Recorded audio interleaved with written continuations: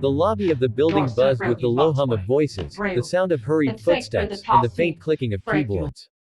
Fluorescent lights reflected off polished floors, giving the place an almost cold and unwelcoming feeling.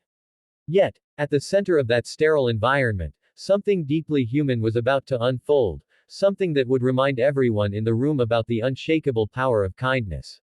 A young woman in a bright green shirt stood nervously at the counter, clutching a folded document against her chest. Her hands trembled, her eyes downcast, and her breathing unsteady.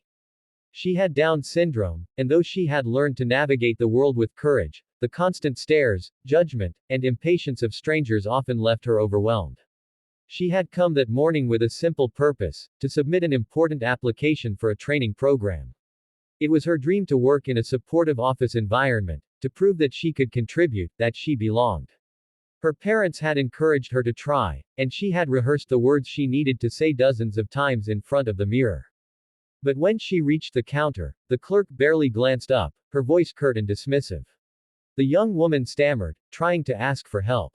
Before she could finish, an older man in line behind her stepped forward, his voice sharp, accusing her of wasting time, holding everyone up, and not belonging in a serious place like this.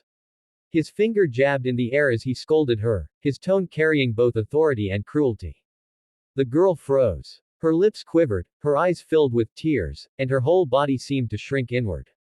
The document slipped slightly from her grasp, and she whispered an apology so soft it was almost swallowed by the noise of the lobby. That was the moment when a man stepped forward from the side, his presence commanding, his expression a mix of controlled anger and unwavering resolve. Without hesitation, he placed a protective arm around the young woman, pulling her gently to his side. His voice, calm yet firm, broke through the tension like a blade slicing the air. Enough, he said, locking eyes with the man who had been pointing his finger. You don't speak to her, or to anyone, like that. The entire room seemed to pause. People at the counters turned their heads, and even the employees behind their desks stopped typing. The older man, momentarily stunned by the interruption, straightened his back and tried to regain control of the situation. She's holding everyone up, the man barked, some of us don't have all day. People like her shouldn't be in lines like this. They should have someone else take care of it. The words cut deep, not just for the young woman but for everyone listening. Yet the man holding her didn't flinch. His eyes narrowed, and his voice grew steadier, louder, infused with the kind of authority that came not from power but from decency. People like her. He repeated slowly, emphasizing every word. She has every right to stand here, every right to be heard, and every right to be treated with respect. You don't get to decide who belongs and who doesn't. Not here. Not anywhere. He turned slightly, his arm still around the young woman, and looked down at her with a reassuring smile. You're doing great, he said gently, don't let his words make you doubt that. The girl nodded faintly, tears rolling down her cheeks, but she felt something shift inside her. For the first time that morning, she felt safe, not because the room had changed, but because someone had chosen to stand by her side. The older man scoffed, shaking his head, but his voice faltered now that the eyes of the lobby were on him. This isn't about respect, he muttered, it's about time. Some of us. It's about humanity, the defender interrupted, his tone cutting but calm. If waiting a few extra minutes feels like too much for you, maybe the problem isn't with her.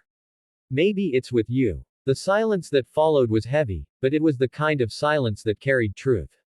The employees behind the counter looked at each other, their expressions softening. One of them stood up, walked forward, and addressed the young woman directly. Ma'am, she said warmly, I'll help you with your paperwork. Please don't worry. Take all the time you need. The young woman blinked, almost unable to process the sudden kindness after so much tension. Slowly, she stepped toward the counter, still holding onto the man's arm for reassurance. Her document trembled in her hand, but her heart felt steadier than it had moments ago. The older man who had scolded her shifted uncomfortably, muttered something under his breath, and finally stepped back, defeated not by force but by the undeniable truth of compassion. In that moment, the defender didn't just protect one person, he reminded everyone watching what it truly means to be human. Dash dash dash. The story didn't end in that lobby.